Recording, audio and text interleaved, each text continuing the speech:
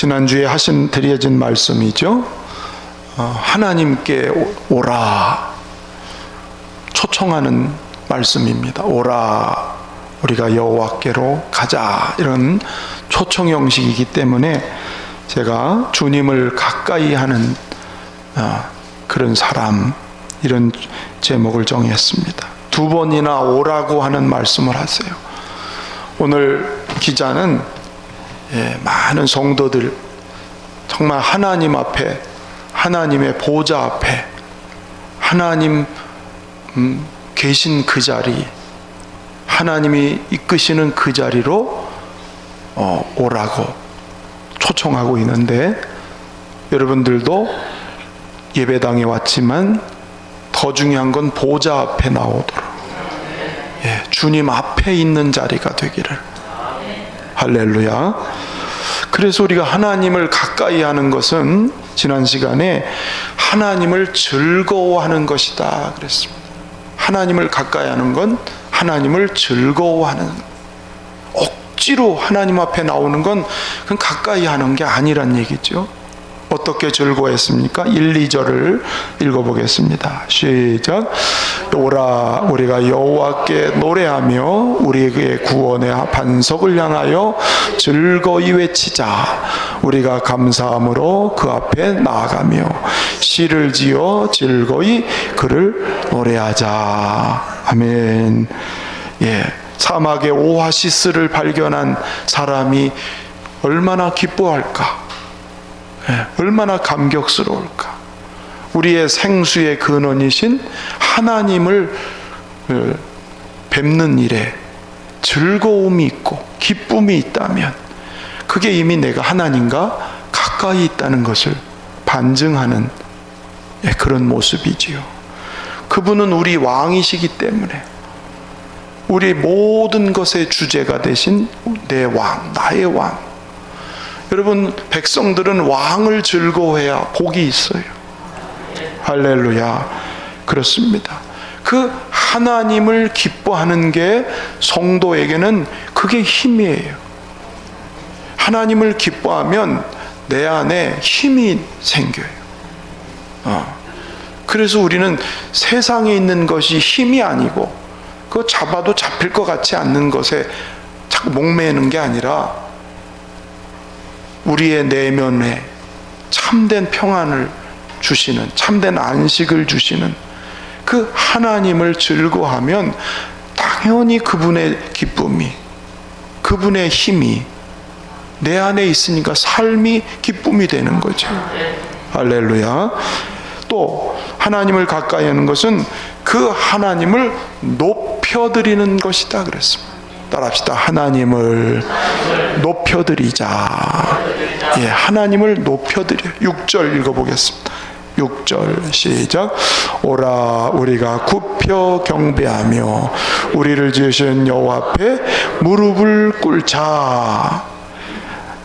나에게 가장 귀한 분, 그분은 나를 지으신 분이세요.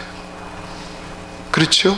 나를 창조하실 뿐만 아니라 죄로 인하여 사망에 처해진 나를 새롭게 창조한, 새로운 피조물 만드신, 할렐루야, 그 나의 창조주, 나의 주인이시잖아요. 그렇죠? 자기의 희생을 통해서 나를 새롭게 만든 나의 주인이시잖아요.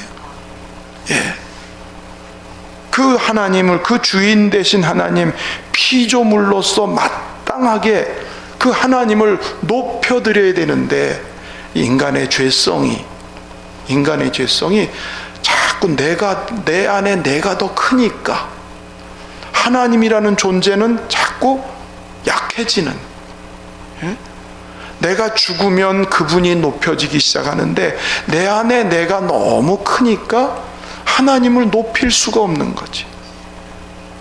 그래서 이스라엘 백성들 가운데, 이스라엘을 향해서 하나님이 참 탄식했던 게 뭐냐면, 하나님을 순수하게 높여드리는 게 아니고 내 이익을 위해서 그분을 수단처럼, 내 필요를 위해서 그분을 갖다 붙이는, 그건 높여드리는 게 아니죠. 철저히 내가 낮아지면서 그분을 진정으로 높여드리는 그때 뭐가 일어나요? 그분과 나 사이에 벽이 없어지는 거죠. 내가 그분 앞에 정말 피조물로서 내려갈 때에 그분이 하나님이 높여지세요. 그때 하나님과 나 사이가 정말 소통이 생기고 시온의 대로가 열리는.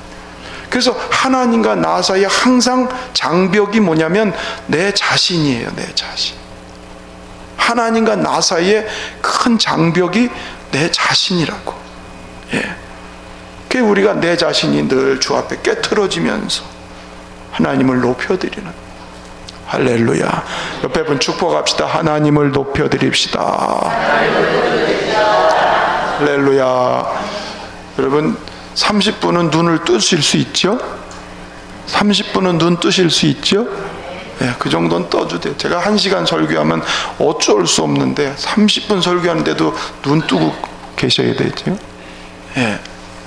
근데 여러분, 주님을 가장 높여드리는 일이 뭘까요? 주님을 가장 높여드리는 게 뭐냐면 그 주인 되심을 인정하는 거잖아요. 그 주인 되심을 인정하는 게 뭐냐면 그분 앞에 무릎 꿇고 기도하는 거예요. 하나님이 나의 주인 되심을 인정하는 거예요. 그게 무릎을 꿇고 하나님께 구하고 하나님께 묻고. 오늘 무릎 꿇자 그랬잖아요. 인생이 살아가는 모든 이 삶의 길을 아시고 어떻게 가야 되는지 힘이 되시는 그 하나님께 의탁하고 묻고 사는 게 하나님이 내 주인 되심을 인정하는 거 아니겠나요? 여러분, 종이 이렇게 하면 주인이 좋아할 거야, 이건 종이 아닌 거예요. 주인님 어떻게 할까요? 오늘 제가 뭘 할까요? 종은 철저히 주인의 뜻을 묻고 그 주인이 원하는 것을 성실하게 행하면 그게 종이 되는 거죠. 그렇죠? 그러니까 신앙생활이 내가 똑똑해서 내가 일에 능력이 있어서 뭔 일을 잘할 수 있어서 그것이 주의 일이 아니고 하나님께 묻고 하나님이 원하는 일을 기쁜 마음으로 그 일을 성실하게 하는 사람, 그게 참 일꾼인 거예요. 할렐루야. 그렇습니다. 그래서 하나님을 즐거워합니다. 하나님을 높여드립니다. 이게 주님을 가까이 하는데, 오늘 세 번째, 지난주에 안 한 얘기가 뭐냐면 하나님 뜻에 아멘 하자 하는 거예요. 따라합시다. 하나님 뜻에 아멘. 그게 주님을 가까이 하는 거예요. 주님 앞에 오라, 주님께 가까이 가자. 그렇게 하고서 오늘 마지막 세 번째 뭐라 그러는가 한번 읽어보실까요? 7절부터 9절을 읽어보면, 자, 시작. 그는 우리 하나님이시고 우리는 그가 기르시는 백성이며 그의 손이 돌보시는 양이기 때문이라. 너희가 오늘 그의 음성을 듣거든 너희는 무리바에서와 같이 또 광야의 마사에서 지냈던 날과 같이 너희 마음을 완악하게 하지 말지어다. 그때 너희 조상들이 내가 행한 일을 보고서도 나를 시험하고 조사하였도다. 여기 보니까 너희 마음을 완악하게 하지 마라. 주의 음성을 들을 때 너희 마음이 완악해지지 마라. 지금의 상태가 어땠다는 거예요? 완악하다는 거죠. 그러면서 7절 앞에 보니까 이런 말씀이 있어요. 우리는 그가 기르시는 백성이고 그의 손이 돌보시는 양이기 때문이다. 예? 여러분, 양이 사는 길은 목자의 음성을 들어야 살아요. 아멘. 따라서 양은 목자의 음성을 들어야 산다. 할렐루야. 자, 한번 자리에 벌떡 일어나 보십시다. 권사님은 앉아 계세요.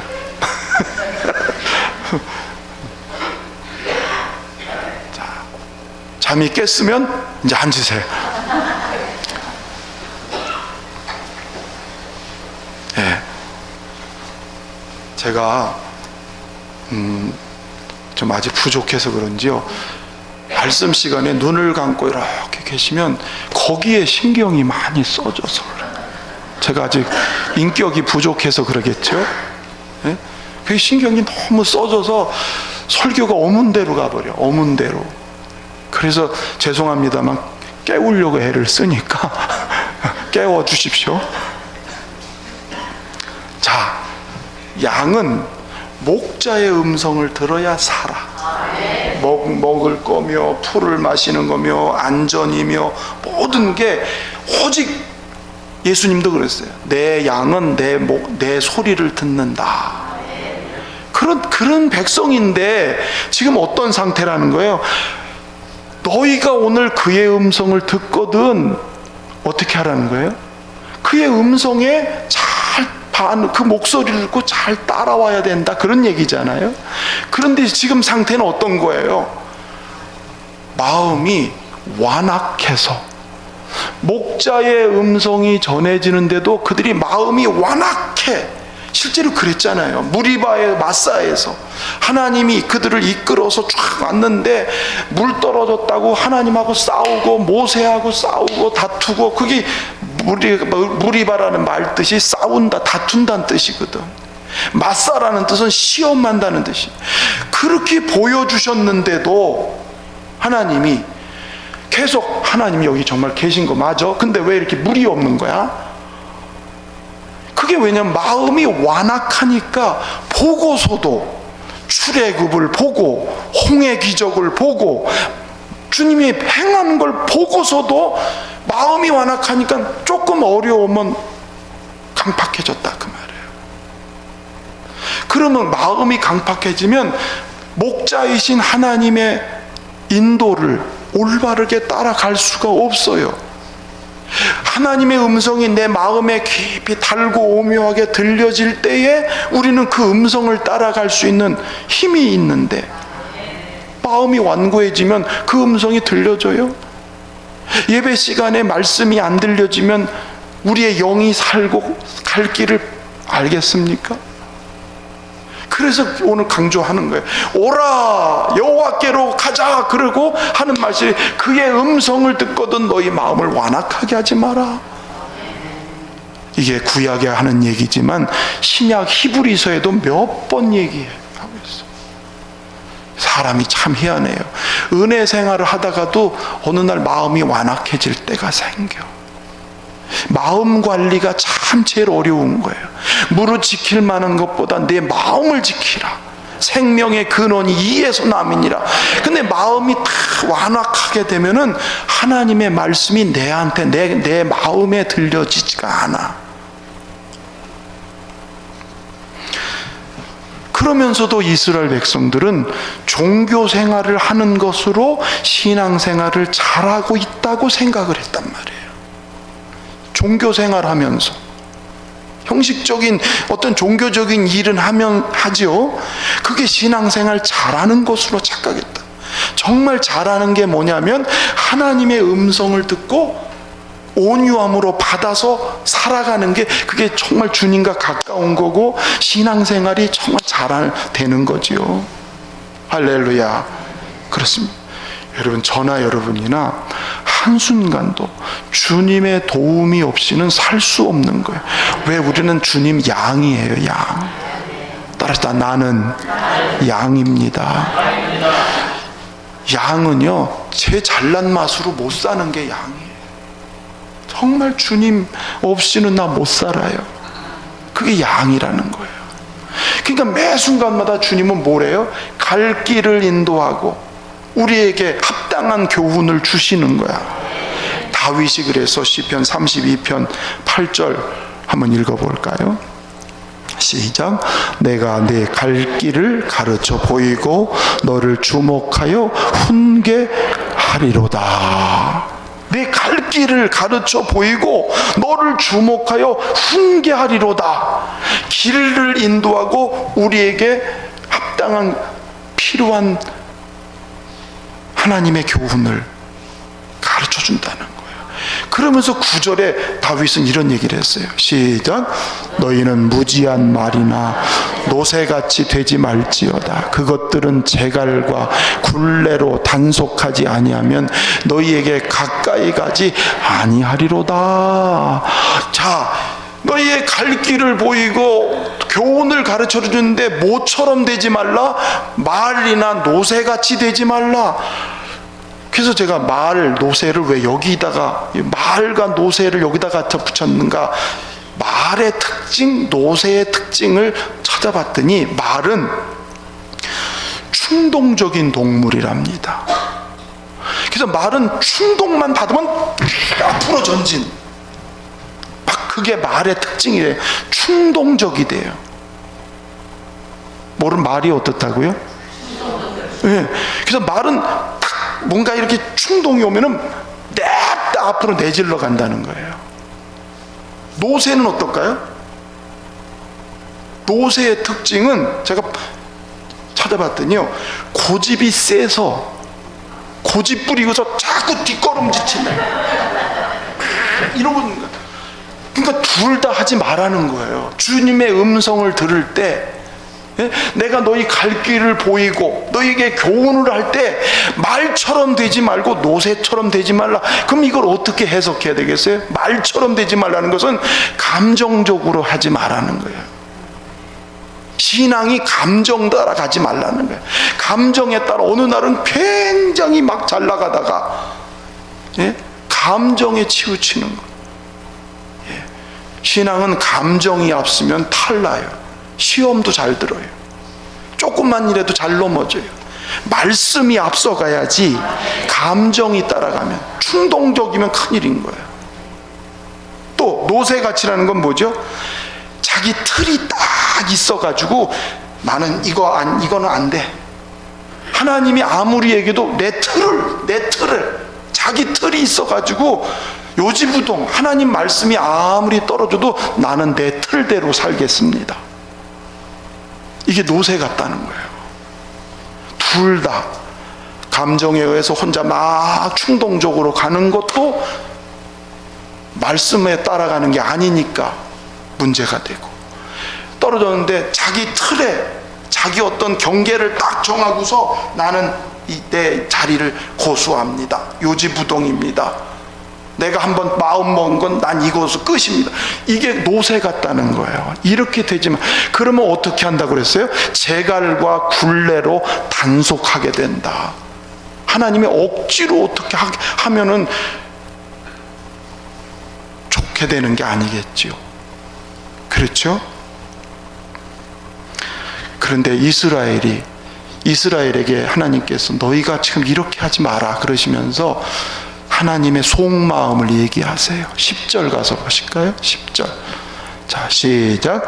내가 40년 동안 그 세대로 말미암아 근심하여 이르기를 그들은 마음이 미혹된 백성이라 내 길을 알지 못한다 하였도다. 하나님이 40년 동안 그 백성 때문에 하나님이 근심이 됐다 그래요. 근심. 하나님의 말씀을 들을 때에 완고했던 그 백성들, 많이 보여줬는데도, 알게 해줬는데도 여전히 마음이 완악한 그들 때문에 하나님이 근심이 됐다는 거지. 이게 창세기 6장에 보니까 인간의 범죄가 막 많을 때 하나님이 사람 지은 것 때문에 하나님 탄식하고 근심했다는 게 창세기 6장에 나오잖아요. 근데 출애굽한 백성들 때문에 하나님이 근심해. 하나님이 우리를 양이고 자녀니까 아우 기쁘다, 너희 때문에 참 너무너무 좋다 이러시면 얼마나 좋을까요? 네, 그 세대 때문에 하나님이 근심이 됐다는 거죠. 이 말씀을 묵상하면서 하나님이 근심한다는 게 뭔가.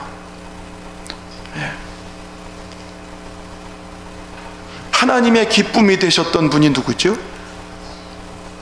예수님이 세례를 받고 순종하고, 예수님이 순종하고 온유하게 순종하고 올라오니까 하늘 문이 열리면서 내 기뻐하는 자다.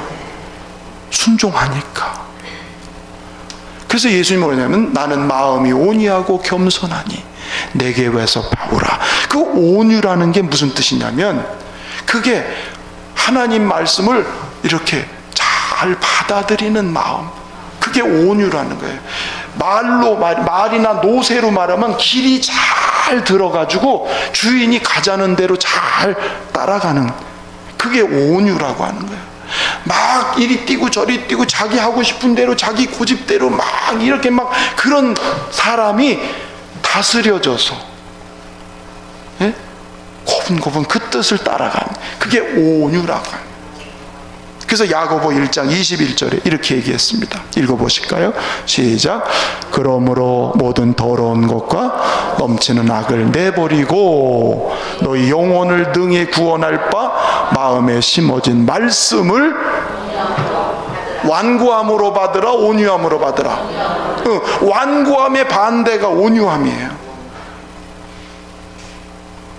하나님 말씀이 나를 구원하는 말씀, 나를 인도하는 말씀, 나를 먹이는 말씀, 내 갈 길을 보이시는 말씀, 그 말씀을 완고하게 받으면 얼마나 손해가 클 거예요. 그렇죠? 그래서 오늘 시편 기자가 여호와께로 가자 오라 하면서 그의 마음을, 말씀을 들을 때 완악하게 하지 마라. 그리고 경고하는 말씀이 11절에, 자 11절 시작. 그러므로 내가 노하여 맹세하기를 그들은 내 안식에 들어오지 못하리라 하였도다. 그 말이 뭔가요? 그렇게 완악하게 하나님의 말씀에 완고했던 그들은 주님의 안식에 못 들어갔어요. 두 가지 면에서 40년 동안 연단이 길었어요. 40년 동안 얼마나 그 광야를 완고하니까 연단이 너무 길어졌어. 또 한 가지는 가나안 땅에는 못 들어갔어. 그쵸? 애굽에서 나올 때 그들은 가나안 땅이 목적지였는데 완고하니까 가나안 땅에 못 들어갔어. 지금 이 시편은 출애굽 한 사람이 쓴 게 아니고 그때 세대를 보고 기록한 게 시편이잖아요. 그러니까 후대들이 그 지나간 역사를 보면서 우리는 그렇게 하지 말자, 그런 뜻으로 하는 소리예요. 저와 여러분이 출애굽 역사를 알아요. 그렇죠? 광야 역사를 알아요. 예. 그 모든 걸 우리 다 이미 가르쳤어요. 알고도 우리가 잘못 가면 참 문제가 되겠죠. 그러므로 오늘 이 말씀을 잘 기억하면서 하나님을 즐거워하고 하나님을 높여드리고 하나님 뜻에 아멘, 마음을 완악하게 하지 말고 온유함으로 받아. 그때 하나님은 약속을 이루어 주시고, 할렐루야, 그런 은혜가 우리 모두에게 있기를 주의 이름으로 축원합니다.